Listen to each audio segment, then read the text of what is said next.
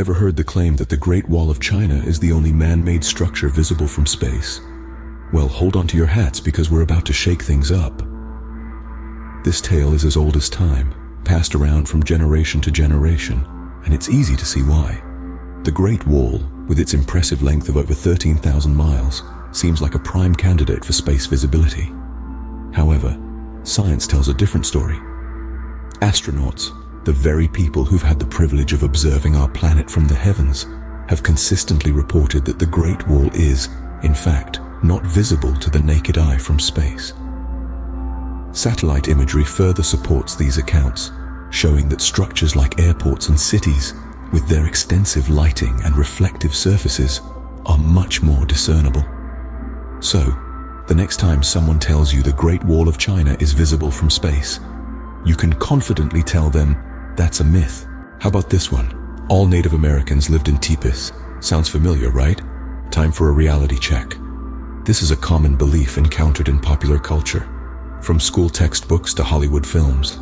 Originating from the tribes of the Great Plains, the Tipi was indeed a practical dwelling for these nomadic people. Its conical shape was perfect for withstanding the windswept plains, and it was easily dismantled and transported. But here's where the myth falters. Native American tribes were incredibly diverse, each with their unique traditions, customs, and yes, types of dwellings. Tribes in the Pacific Northwest built longhouses from cedar planks. The Iroquois of the Northeast lived in bark-covered longhouses. The Pueblo people of the Southwest built impressive multi-story houses out of adobe. Historical and anthropological evidence shows that the Native American cultures were as varied as the landscapes they inhabited. So, the idea of the ubiquitous tipi, that's a myth. As you see, Native American cultures are as diverse as they are rich, and tipis were just one form of dwelling among many. Let's dive into some food and animal myths. Ever thought sushi means raw fish, or that camels only live in deserts? Let's uncover the truth. Starting off with sushi, it's no secret that this Japanese delicacy has taken the world by storm. However, the common belief that sushi refers exclusively to raw fish is a bit off the mark. In fact, the term sushi actually refers to the vinegared rice that is the base of the dish.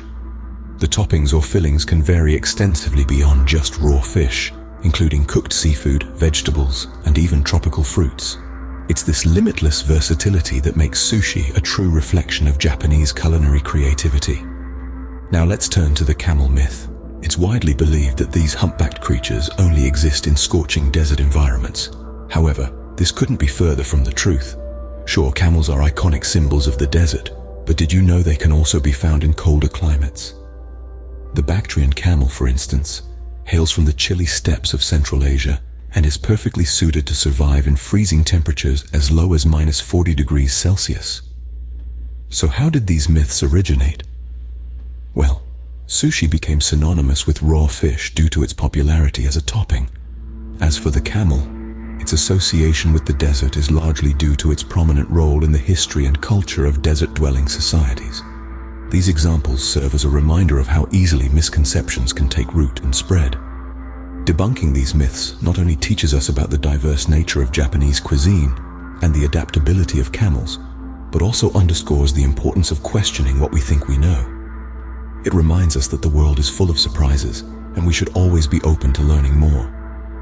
So, sushi is not just about raw fish, and camels are not just desert dwellers. Fascinating, isn't it? Ready for more? Let's tackle the myths about Eskimo snowbirds and poverty in all African nations. When it comes to Eskimos, you may have heard the assertion that Eskimos have hundreds of words for snow. This myth originates from the work of anthropologist Franz Boas, who noted the richness of Eskimo snow vocabulary.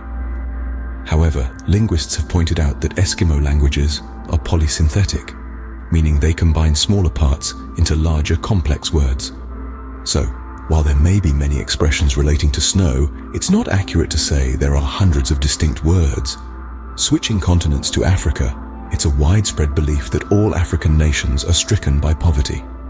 While challenges exist, Africa is not a monolith. It's a continent of 54 countries, each with its own unique economic realities. Some nations have rapidly growing economies, and many are making significant strides in development. So, Language and economics are more complex than these myths suggest. Remember, stereotypes rarely reflect the full picture. Lastly, let's debunk the myth that all Muslims are of Arab descent. This misconception likely originates from Islam's historical roots in the Arab Peninsula and the Arabic language's significance in Islamic rituals.